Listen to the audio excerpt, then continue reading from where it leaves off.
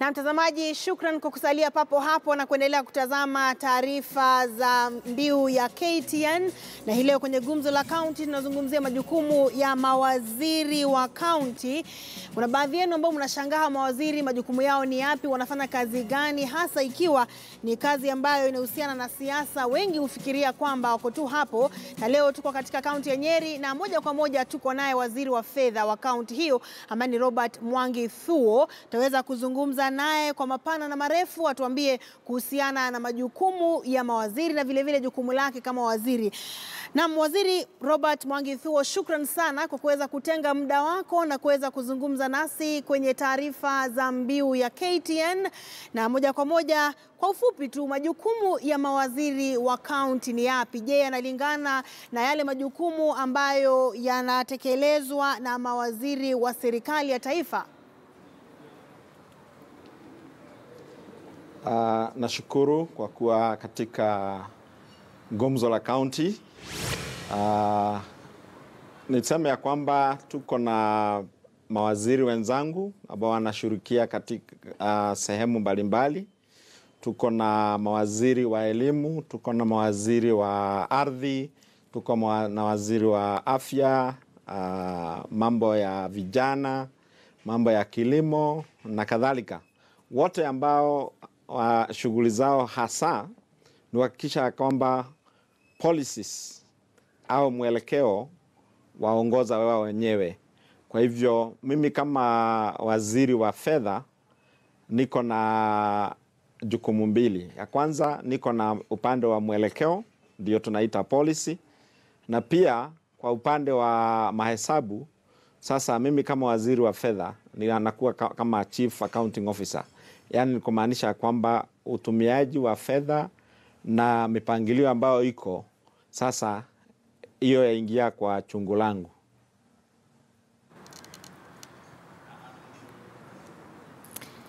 Naam, tukirejelea majukumu ya waziri wa fedha, kuna wengi wa mawaziri wa fedha ambao wanakabiliwa na changamoto la ugavi wa fedha hizo ambazo wanapata. Je, wewe kama waziri wa fedha katika kaunti ya Nyeri, kuna changamoto ambazo unakabiliana nazo kama waziri? Changamoto haziwezi kosa, lakini niseme ya kwamba sheria iko wazi. Tuna sheria ambayo inatuongoza. Kwanza tunaanza na katiba ambayo tulipitisha. Pia tuna sheria ambayo inatuongoza ambayo tunaita Public Finance Management Act ya mwaka 2012. Kwa hivyo inatoa mwelekeo ambao kila county au jimbo lazima itimize. Kwa mfano, niseme ya kwamba sheria inasema ya kwamba pesa ambazo mtatenga ambazo ni za maendeleo, tunaita development vote, haitakani iwe chini ya asilimia 30. Kwa hivyo ukitengeneza budget ambayo itakuwa na chini ya asilimia 30 au 30, sasa hilo ni kosa ya kwanza kisheria. Kwa hivyo hiyo unaongozwa na sheria yenyewe. La pili, ni muhimu tuelewa kwamba kuna mwelekeo au njia ambayo inatakikana muanze kutengeneza bajeti. Hiyo kwanza tunaita budget cycle. Na hiyo budget cycle lazima mpange vizuri. Tuelewa ya kwamba katika kila sehemu ya budget mkitengeneza lazima raia wenyewe wahusike. Na hapa ndipo watu wengine sana wanatereza. Hampelekei wananchi wenyewe au wakaaji wenyewe ile budget ambayo mnakadiria. Kwa hivyo ni muhimu tuelewa kwamba kisheria ni muhimu tuwe na kitu tunaita public participation. La pili, budget inatengenezwa na waziri wa fedha wakishirikiana na waziri wenzake. Kwa hivyo kuna mipangilio ambayo inatakikana ifuatiliwe. Na hii budget tumeitoa wapi? Nianze na kusema kwamba ikiwa serikali mpya, sababu hii ni serikali mpya sasa, inatakikana mnaanzia na sehemu ya kutayarisha kitu tunaita plan au mipangilio ya miaka 5. Kwa kimombo tunaita County Integrated Development Plan. Hii ndio blueprint au Biblia ambayo mtatumia kwa huo muda wa miaka 5. Kwa hivyo ni muhimu ya kwanza kila county itengeneze CIDP au County Integrated Development Plan. Na hiyo ndio sasa tutakuwa tukitumia kwa ule muda ambao umebaki na ule muda ambao tunatekeleza kazi. Mkishatengeneza hiyo County Integrated Development Plan, mnaenda kwa ile sehemu nyingine ya pili. Hapo ndipo mtatoa mwelekeo wa huo mwaka. Kwa hiyo miaka 5 ambao mmetenga kwa hiyo plan, mnasema sasa kwa mwaka huu tunataka kufanya mambo hii kwa kilimo, mambo hii kwa afya, mambo hii kwa elimu, mambo hii kwa biashara. Hayo mambo yote mnajumlisha, mnatengeneza kitu tunaita Annual Development Plan. Na wakati mnapotengeneza County Integrated Development Plan, kuna sehemu ambazo ni muhimu mfuatilie. Ya kwanza, musikize zile departments zingine zinataka nini. La pili, kuna kitu tunaita Vision 2030. Ni muhimu ya kwamba hayo mambo yote yawekwe kwa mipangilio yote. La tatu, unaangalia manifesto kama ya Governor Mutahi Kahiga ambaye ndiye governor wa Nyeri. Mwelekeo wake, manifesto yake inakaa namna gani. Kwa hivyo wakati mnapofanya hayo maadilizi, ni muhimu muweke hayo kwa manani. La tatu, ni muhimu tuangalie. Na mheshimiwa, ukiendelea, pengine utaniwia radhi nimekatisha kidogo. Bajeti ya kaunti ya Nyeri imepitishwa, na iwapo imepitishwa ni mambo gani ambayo mmeyapa kipaumbele? Nashukuru. Bajeti ya Nyeri imepitishwa. Ilipitishwa tarehe 28 na gavana wa Nyeri mwenyewe akaweka sahihi ya kupitisha kwamba hiyo ndio tunaita appropriation bill. Ilikuwa sasa appropriation act ambayo ilifanyika tarehe 28 mwezi wa June au mwezi uliopita mwaka huu. Kwa hivyo imepitishwa na hatuna changamoto. Tulitumia ile njia ambayo inafaa. Tulituma budget kulingana na sheria ya Public Finance Management Act. Inasema tutume budget katika assembly au county assembly mwezi 30 wa Aprili, na hiyo tukafanya. Kwa hivyo assembly walikuwa na muda wa kukagua hiyo bajeti wao wenyewe. Kwa hivyo imewachukua muda, tumewasiliana yale mambo walikuwa nataka tubadilishe, tukabadilisha na tukasikizana, na ndio mwishowe wakapitisha hiyo bajeti. Kwa hivyo nachukua fursa hii kushukuru gavana wa Nyeri, nashukuru wenzangu mawaziri kwa hiyo kazi tulifanya. Nashukuru sana kamiti za budget ambao waliketi chini, na pia kushukuru assembly ya Nyeri kwa kupitisha bajeti bila tashwishi hata kidogo. Bajeti hiyo ambayo ilipitishwa, ni mambo yapi ambayo mliyapa kipaumbele?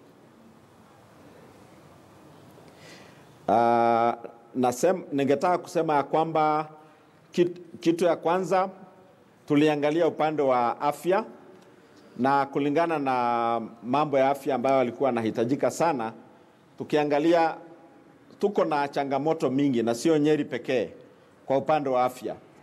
Ile bajeti ambayo tulipata, tuko na sehemu kubwa ambayo tulipatia wizara ya afya. Kwa mfano tulipatiana zaidi ya bilioni 2.5 kushughulikia mambo ya afya, sababu tuliangalia watu wetu wanapata shida wakienda kutafuta utibabu, na tukaona ni muhimu ya kwamba tuwekelee pesa zaidi ili tuweze kuinua na kushikilia miradi.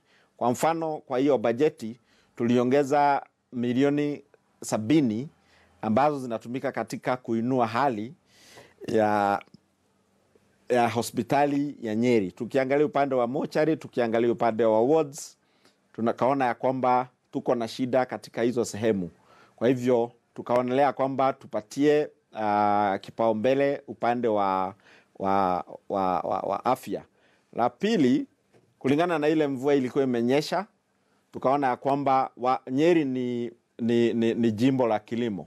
Tukaonelea kwamba lazima tuweke pesa sehemu kubwa ambao itashikilia mambo ya barabara, ndio mazao ambayo yanatoka katika mashamba yaweze kufika sokoni bila uharibifu, na pia wakulima wasipate shida kusafirisha bidhaa na vyombo vya kilimo. Kwa hivyo tumeweka bajeti sehemu kubwa zaidi ya milioni 700 za kutengeneza barabara kutoka mashambani mpaka kuja sokoni. La tatu, tukaonelea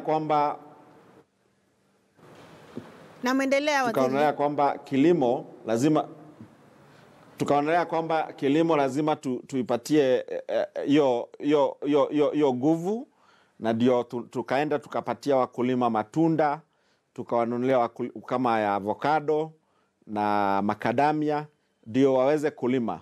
Na pia tunataka kuinua kikao cha Narumoro AMS au mechanization station, ndio hizo machines au hizo tingatinga na kadhalika ziweze kusaidia wakulima kuchimba kama vidimbi vya maji na kutengeneza sehemu ambazo tutaweza kuchukua maji, kwa sababu kiangazi kimetisha Nyeri. Na tungetaka wakulima wetu wawe na maji ya kutosheleza katika kilimo. Na waziri, baada ya kutenga fedha hizi kwenye hizi idara mbalimbali, ni mikakati ipi ambayo mmeweka kuhakikisha kwamba wanaosimamia fedha hizi hawazifuji? Asante sana. Moja ya mikakati ambayo tumeweka ni ya kwamba kila ofisa ambaye anafanya kazi katika kaunti ya Nyeri anaweka kidole au sahihi ya kitu tunaita code of conduct na ethics. Hiyo ni kumaanisha kwamba mtu amesoma, ameelezwa na anaelewa, ameweka sahihi ya kusema kwamba atatunza mali ya watu wa Nyeri, fedha na mambo ingine ambayo yanahusu maendeleo ya Nyeri bila uharibifu au uporaji au ukora. La pili, tunaendelea kushirikiana na vyombo na idara mbalimbali ambao wanahusika na haya mambo, na ndio tunaita awareness creation. Ya tatu ni ya kwamba tunasema ya kwamba kila mtu lazima awe accountable and transparent. La muhimu pia tunataka kwamba kusema kwamba zile sehemu ambazo tumeona tumekuwa na zile tunaweza tusema tuko na red flag, tumeweka mikakati ingine na tunashirikiana na vyombo na idara ambazo zinahusika ndio tuweze kukomeza mambo haya. Ningetaka pia kusema ya kwamba tunataka kutoka katika upande wa kuchukua pesa kwa mikono na tunaingia katika mitambo ambayo hatutakuwa tukishika pesa kwa mkono. Kwa mfano, kwa upande wa kodi, tungetaka kueleza watu wakulima kwamba wakaaji wa Nyeri na pia Kenya mzima kwamba tuko na mradi ambao tunazudua baada ya wiki moja hivi, ambao utakuwa ukichukua pesa moja kwa moja bila mtu yeyote kupatiwa pesa ikiwa taslimu.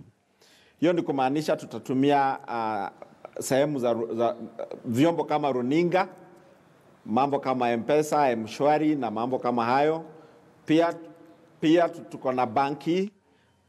Tunahimiza watu wetu waende banki waweke pesa huko, na pia tunaweka CCTV cameras ambazo zitakuwa zikimulika wale ambao wanashughulika na mambo ya kuchukua kodi. No. Hii ni mipangilio ambayo itawezesha sisi kuangalia na kujua kama tuko na shida yote au kuna ukora yote ambao unaendelea. Kwa hivyo wale ambao watafanya hii kazi tutakuwa na vyombo ambazo zitakuwa na pia mambo ya GPS. Kwa hivyo tutajua hicho chombo kama ni point of sale au POS, tutajua ziko wapi katika sehemu hiyo. Naam. Na zinatumika na nani. Naam. Na ile pesa tumekusanya. Na je, unaridhika na kiwango cha fedha ambacho kaunti ya Nyeri inapata kutoka serikali ya kitaifa? Sijaridhika kamwe, lakini tunasema tunaweza jikokota kidogo tuone vile tunaweza fanya. Kwa mfano, kuna ile sehemu ya tunapewa na serikali kuu. Ile jukumu tumechukua wakati huu katika rekodi ya Nyeri. Mwaka huu mimi najua tumepitisha ile kodi tumechukua, sababu bereni tulikuwa tunachukua kitu milioni 300, milioni 400. Hatujafikisha kile kiwango tumepata wakati huu. Sasa hii nasema tumeshapita zaidi ya milioni 780, na lengo langu ni tufike milioni 800 mwaka huu. Tukishaweka hii mikakati, ni kumaanisha kwamba ile sehemu ambayo tunaita equitable share kutoka kwa serikali kuu itaongezeka. Pia kuna percentage au 3% ambayo inapewa zile counties ambazo zimepitisha uokotaji wa fedha au ushuru. Na mimi najua kwamba sisi tutakuwa moja ya counties ambazo watakuwa wanafaidika kwa hii. Kwa hivyo hiyo pia itatuongezea ile pesa tutakuwa nayo kwa county.